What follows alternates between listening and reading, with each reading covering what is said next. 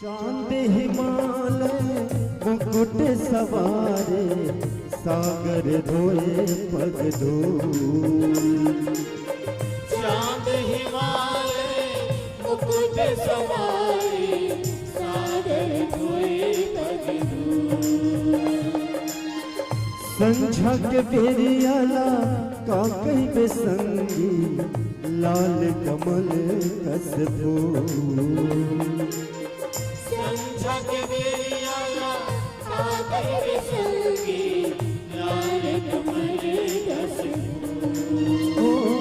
अंगना में भारत माता के सोन के बिहनिया ने चिड़ैया बोले। अंगना में भारत माता के सोन के बिहनिया ने चिड़ैया बोले।